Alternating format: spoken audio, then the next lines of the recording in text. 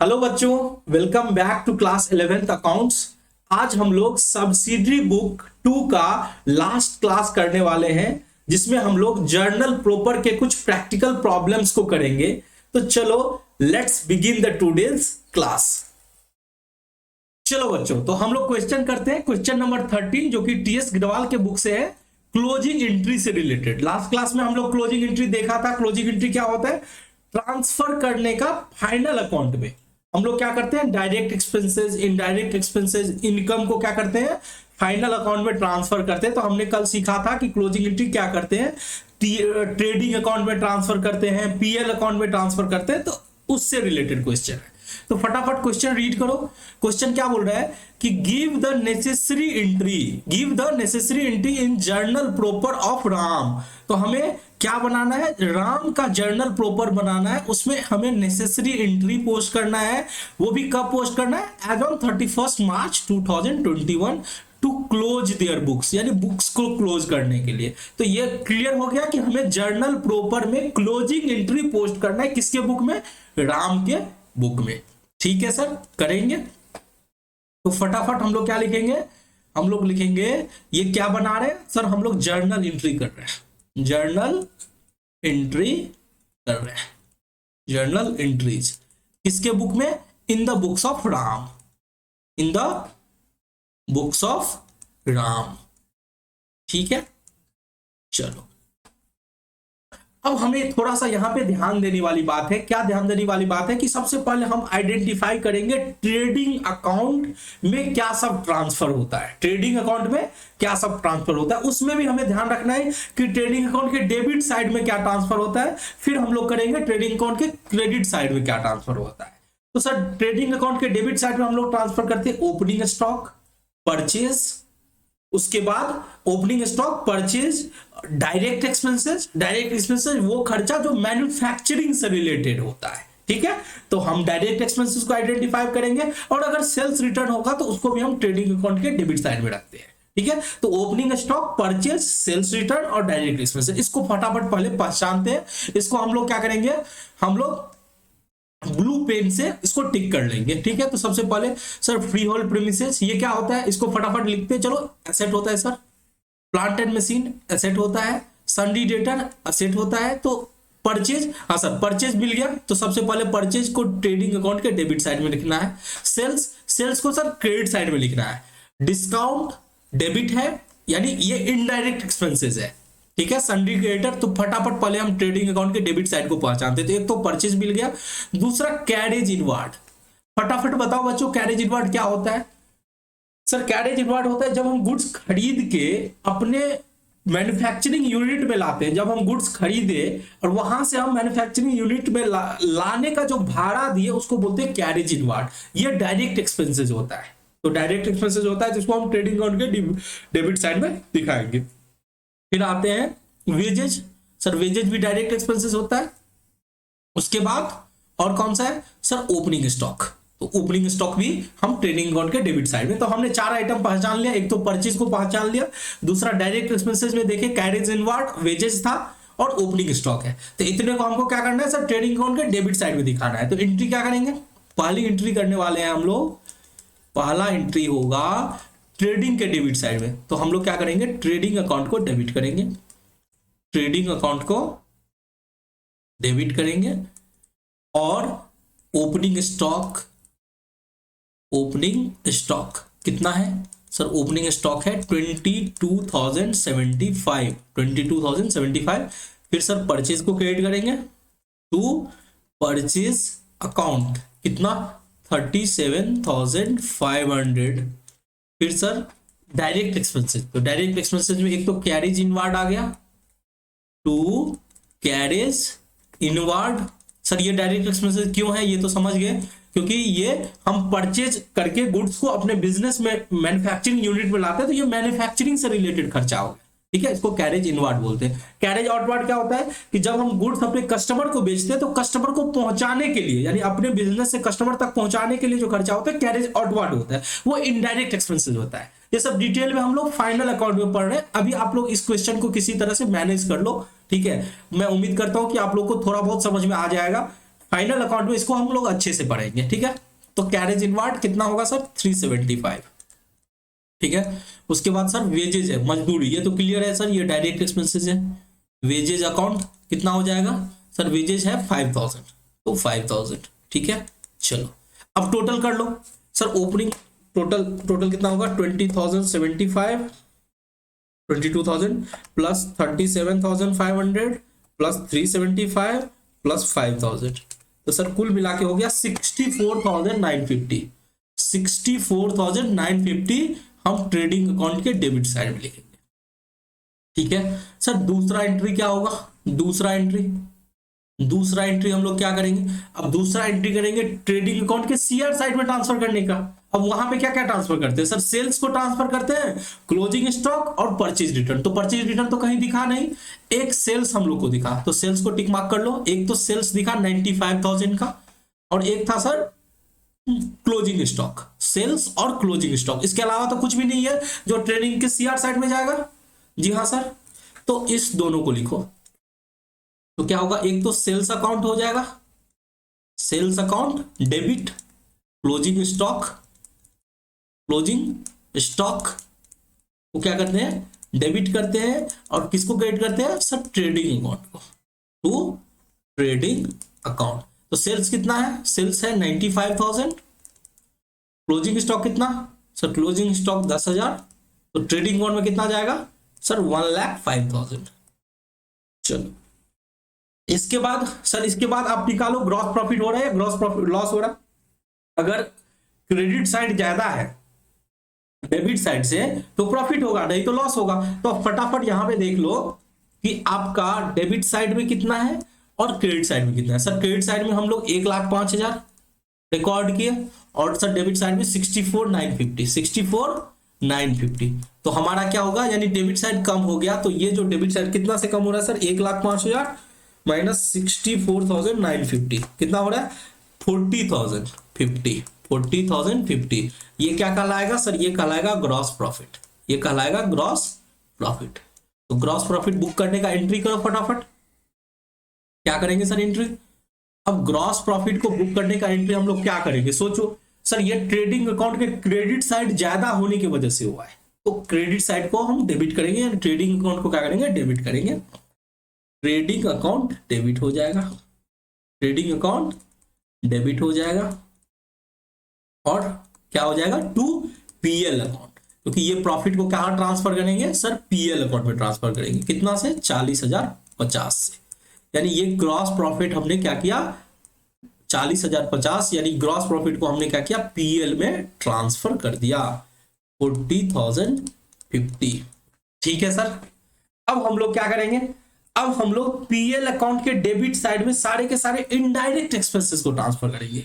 तो फटाफट हम लोग पहचानते हैं कि इनडायरेक्ट एक्सपेंसेस क्या क्या है। फटाफट देखो, इनडायरेक्ट एक्सपेंसेस में सर पीएल डेबिट साइड में ट्रांसफर करेंगे, तो पीएल अकाउंट तो डेबिट होगा ही होगा। जी सर, पीएल अकाउंट डेबिट होगा टू इनडायरेक्ट एक्सपेंसेस। तो देखो फटाफट इनडायरेक्ट एक्सपेंसेस में क्या क्या है, तो सर एक तो डिस्काउंट आ जा रहा है 150 to discount account, to discount account कितना 150। ठीक है, उसके बाद डिस्काउंट हो गया, सन्ड्री क्रेडिटर नहीं है, ये तो लाइबिलिटीज है। Carriage inward, carriage outward sir 600, carriage outward to carriage outward account 600। उसके बाद क्या है, उसके बाद फर्नीचर और फिक्सचर एसेट है सर, वेजेज दे दिए, ट्रांसफर कर दिए ट्रेडिंग अकाउंट के डेबिट साइड में। बैड डेट्स है 750, तो ये भी इनडायरेक्ट एक्सपेंसेस है। Bad debts 750। फिर है सैलरी 3600, सैलरी 3600। उसके बाद सर कमीशन, ये क्रेडिट बैलेंस है, तो ये तो पीएल अकाउंट के क्रेडिट साइड में जाएगा। फिर कैपिटल अकाउंट है, bills payable, bills receivable, trade expenses, तो ट्रेड एक्सपेंसेस भी इनडायरेक्ट एक्सपेंसेस है, टू ट्रेड एक्सपेंसेस कितना 2550। उसके बाद सर कोई खर्चा नहीं है इनडायरेक्ट एक्सपेंसेस। तो अब सारे को सारे इनडायरेक्ट एक्सपेंसेस को जोड़ो, 150 प्लस 600 प्लस 750 प्लस 3600 प्लस 2550, तो सर टोटल हो रहा है, टोटल हमारा हो रहा है सर 7650, 7650। ये हमने पीएल अकाउंट को डेबिट किया इतना से, ठीक है। अब क्या करेंगे सर, पीएल अकाउंट को क्रेडिट करेंगे, जो भी आपका इनडायरेक्ट इनकम होगा उतना से पीएल अकाउंट को क्या करेंगे, क्रेडिट करेंगे। तो यानी हम फिफ्थ एंट्री क्या करने वाले हैं सर, फिफ्थ एंट्री करने वाले जो भी इनडायरेक्ट इनकम है, तो इनडायरेक्ट इनकम फटाफट करो, डिस्काउंट खर्चा था हमने रख दिया, डिस्काउंट का क्रेडिट बैलेंस, तो ये तो सर इनकम होता है, डिस्काउंट को हम जो क्रेडिट बैलेंस है उसको हम डेबिट करेंगे, डिस्काउंट अकाउंट डेबिट हो जाएगा 175। सन्डी क्रेडिटर ये तो लाइबिलिटीज होता है सर, कैरेज इनवर्ड ये सब रख दिए, वेजेस बैड डेट्स भी रख दिए, सैलरी भी रख दिए, कमीशन का क्रेडिट बैलेंस सर ये इनकम है, इसको यहां पे डालो, commission account debit, credit balance था तो हमने क्या किया, डेबिट किया 2125, इसको इन दोनों, और तो कोई इनकम नहीं है सर, नहीं है कोई इनकम, इन दोनों को क्या करो, पीएल अकाउंट में ट्रांसफर करो, ठीक है। कितना हो गया सर, 175 प्लस 2125 हो गया 2300। चलो, तो इतना काम हमने कर दिया। अब हमें पता लगाना है कि नेट प्रॉफिट हुआ है या नेट लॉस हुआ है। तो सर ये तो बहुत आसान है, आप आइडेंटिफाई कर लो कि डेबिट में कितना लिखे हो और क्रेडिट में कितना लिखे हो। तो सर पीएल के क्रेडिट में एक तो लिखो 2300, 2300 जो इनकम है, और पीएल के क्रेडिट साइड में लिखे हो 40,050 जो कि ग्रॉस प्रॉफिट से आया है 40,050, और सर डेबिट साइड में लिखे हो 7650। और फटाफट देख लो कि क्रेडिट साइड कितना हो रहा है सर, क्रेडिट साइड हो रहा है 2300 प्लस 40,050, तो टोटल हो रहा है सर 42,350। डेबिट कितना से कम हो रहा है सर, डेबिट कम हो रहा है -7650 कर दो तो हो जाता है सर 34,700। ये जितना से कम हो रहा है ये आपका क्या कहलाएगा, नेट प्रॉफिट कहलाएगा। तो मैं इसको थोड़ा स्क्रीन को मिनिमाइज करता हूं जिससे आप लोग को अच्छे से दिखेगा। हमारा नेट प्रॉफिट कितना आया सर, हमारा नेट प्रॉफिट आया 34,700। ये हमारा 34,700 जितना से डेबिट कम हुआ उतना से हमारा नेट प्रॉफिट आया। सर अब ये जो नेट प्रॉफिट है इसको तो सर ट्रांसफर करना होगा, कहां ट्रांसफर करना होगा, पीएल अकाउंट में। तो करो ट्रांसफर करने का एंट्री। सर ट्रांसफर करने का एंट्री क्या करेंगे हम लोग, 6 एंट्री करेंगे, पीएल अकाउंट को डेबिट करेंगे। क्यों डेबिट करेंगे सर, क्योंकि इसका क्रेडिट बैलेंस ज्यादा था तो उसको खत्म करने के लिए पीएल को डेबिट करेंगे। और इसको कहां ट्रांसफर करेंगे सर, कैपिटल अकाउंट में। तो कैपिटल अकाउंट में कितना से 34,000, जितना हमारा 34,700, 34,700 जितना से हमारा प्रॉफिट हुआ, इसको हमने क्या किया, कैपिटल में ट्रांसफर कर दिया। अब एक लास्ट एंट्री बची है, एसेट कैपिटल और लायबिलिटीज को मैच करने की एंट्री। जो हमने ओपनिंग एंट्री हमने देखा था, अभी उसी को क्लोजिंग में एंट्री कर रहे हैं, ठीक है। बस ध्यान देने वाली बात है कि जब हम क्लोजिंग एंट्री करेंगे तो हम ओपनिंग स्टॉक को नहीं लेंगे, हम किसको लेंगे, क्लोजिंग स्टॉक को। बस ये बात ध्यान रखना है आपको। तो यहां पे 7th एंट्री हम लोग करने वाले हैं। 7th एंट्री को थोड़ा ध्यान से देखना होगा, ठीक है सर, ध्यान से देखेंगे। सबसे पहला क्या होगा, फ्री जो भी एसेट है सबको एसेट को डेबिट करते हैं। चलो, तो सबसे पहला है sir free hold premises. Free hold premises कितना डेबिट हो रहा है सर, 30,000, ठीक है। दूसरा plant and machine 20,000, plant and machine account debit हो जाएगा कितना sir, 20,000। Debtor 25,000, sundry debtor account debit हो जाएगा 25,000। उसके बाद क्या है सर, परचेज हो गया, सेल्स हो गया, डिस्काउंट क्रेडिटर को अभी नहीं लिखते, सबसे पहले सारे एसेट को लिख लेते हैं। सर फर्नीचर एंड फिक्सचर है 2,500, फर्नीचर एंड फिक्सचर कितना हो जाएगा 2,500। उसके बाद क्या है सर, उसके बाद है कैपिटल बाद में लिखेंगे, बिल्स पेबल बाद में लिखेंगे। बिल्स रिसीवेबल है सर, बिल्स रिसीवेबल भी असेट होता है, इसको भी डेबिट कर लो। बिल्स रिसीवेबल कितना हो जाएगा सर, बिल्स रिसीवेबल हो जाएगा 9,000, बिल्स रिसीवेबल हो जाएगा 9,000। उसके बाद क्या है, ट्रेड एक्सपेंस नहीं जाएगा। राम का लोन अकाउंट, अब देखो राम का लोन अकाउंट कुछ नहीं बोला है तो हम क्या मानेंगे सर, इसको लाइबिलिटीज मानेंगे, यानी हम कर्जा लिए हैं। कैश इन हैंड है 75, कैश एट बैंक है 3125। तो cash in hand cash at bank तो एसेट होता है sir. Cash in hand account 75 और cash at bank 3125। Cash at bank account debit हो जाएगा 3125। ठीक है, अब हम लोग क्या करेंगे, सारे के सारे लाइबिलिटीज को क्रेडिट साइड में लिखेंगे। तो थोड़ा सा ऊपर कर लो, चलो अब क्या करेंगे सर, सारी लाइबिलिटीज को लिखो। तो लाइबिलिटीज में क्या क्या आता है, लाइबिलिटीज में सर ये सब सारे एसेट है। एक क्रेडिटर आता है 12,500 to sundry creditor, to sundry creditor कितना 12,500। उसके बाद क्या है, सन्ड्री क्रेडिटर के बाद सर, सन्ड्री क्रेडिटर के बाद है आपका कैरेज इनवार्ड आउटवार्ड फर्नीचर हो गया, वेजेज ये सब हो गया। कैपिटल अकाउंट, अब यहां पे थोड़ा देखना, क्या कैपिटल अकाउंट 25,000 डाल दोगे सर, प्रॉफिट भी तो इसमें जोड़े हैं तो 25। अब कैपिटल अकाउंट कितना होगा सर, कैपिटल अकाउंट होगा पहले से 25,000 था, पहले से 25,000 था, उसमें हमारा जो प्रॉफिट हुआ वो जुड़ जाएगा सर। प्रॉफिट तो कैपिटल के क्रेडिट साइड में लिखे 34,700, तो 34,700 क्या हो जाएगा, ऐड हो जाएगा। तो 25,000 प्लस 34,700 ऐड कर देंगे तो कितना हो जाएगा सर, ये हो जाएगा 59,700। कितना हो जाएगा 59,700। ठीक है, चलो आगे क्या है सर, आगे है बिल्स पेबल 7,500 का, थोड़ा ऊपर कर लो।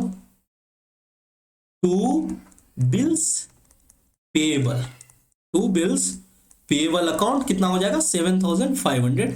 उसके बाद क्या है सर, उसके बाद बिल्स रिसीवेबल है, वो ऑलरेडी एसेट में डाल दिया। राम का लोन अकाउंट 20,000। ये सर लाइबिलिटीज क्यों मान रहे हो, अब देखो क्रेडिट बैलेंस रहता तो लाइबिलिटीज होता, डेबिट बैलेंस रहता तो एसेट होता, कुछ नहीं बोला है तो लोन, लोन को हम लाइबिलिटीज मान के चलते हैं हमेशा। टू राम्स लोन अकाउंट, ठीक है सर 20,000, सब कुछ डाल दिया सर। क्लोजिंग स्टॉक और opening stock, sir opening stock तो नहीं आएगा क्योंकि हम क्लोजिंग एंट्री कर रहे हैं, ध्यान से सुनना। अगर जब हम ओपनिंग एंट्री 1 अप्रैल को जब एंट्री करेंगे तो उसमें हम ओपनिंग स्टॉक को डेबिट करेंगे, बट यहां पे सर क्लोजिंग स्टॉक को ले लो। तो क्लोजिंग स्टॉक हमने कहीं पे नहीं डाला है, तो सर चलो ऊपर में हम क्लोजिंग स्टॉक को डाल देते हैं। Closing stock, closing stock account debit हो जाएगा कितना से, 10,000 से सर। तो हमने ये एंट्री ट्रांसफर, सारे एसेट कैपिटल लायबिलिटीज को ट्रांसफर करने का एंट्री कर दिया। अब देखो कैसे पता चलेगा कि हमने इतना जो एंट्री किया वो सही किया या गलत। अब टोटल कर लो इनका, डेबिट का और क्रेडिट का, ये दोनों मैच होना चाहिए। ये दोनों क्या होना चाहिए, मैच होना चाहिए। ये आप टोटल कर लो, आपको पता चल जाएगा। ये आपके लिए होमवर्क है, ठीक है। चलो तो अब हम लोग नेक्स्ट क्वेश्चन देख लेते हैं। क्वेश्चन नंबर 14 क्या है, transfer entry, give the journal entry for the following. Gross profit of ₹32,000 from trading account to PL account. Sir ये एंट्री तो पता है, ग्रॉस प्रॉफिट को ट्रेडिंग अकाउंट से पीएल अकाउंट में ट्रांसफर करना है, तो क्या एंट्री होगा सर, ट्रेडिंग अकाउंट को डेबिट करेंगे, ट्रेडिंग अकाउंट को डेबिट करेंगे और इसको पीएल में ट्रांसफर करेंगे, तो पीएल अकाउंट को क्रेडिट कर देंगे कितना से सर, 32,000 से। बहुत सिंपल। नेट प्रॉफिट को कैपिटल में ट्रांसफर करना है, भाई प्रॉफिट है तो प्रॉफिट को पीएल को डेबिट करो, पीएल अकाउंट को डेबिट करो, क्योंकि प्रॉफिट का क्रेडिट बैलेंस होता है, डेबिट करके उसको खत्म करो, कितना 14,500, और इसको सीधे कैपिटल अकाउंट में ट्रांसफर कर दो टू कैपिटल अकाउंट, कितना 14,500, ठीक है। फिर क्या है, Shri Shankar draw 10,000 from his capital account. भाई पैसा निकाला है, ड्रॉविंग किया है, तो ड्रॉविंग का एंट्री करो, drawing to cash, drawing account debit to cash, जो भी है 10,000। अब है परचेज रिटर्न, सेल्स रिटर्न। अब देखो यहां पे हमें बोला नहीं है कि परचेज रिटर्न को ट्रेडिंग में ट्रांसफर करना है, बस बोला है परचेज रिटर्न, तो परचेज रिटर्न का एंट्री कर लो। परचेज रिटर्न का एंट्री क्या करते हैं, परचेज जिससे हम खरीदते हैं, यानी किससे खरीदते हैं, सन्ड्री क्रेडिटर से खरीदते हैं, उसको वापस करना होता है, तो सन्ड्री क्रेडिटर को डेबिट करेंगे, परचेज रिटर्न को क्रेडिट करेंगे।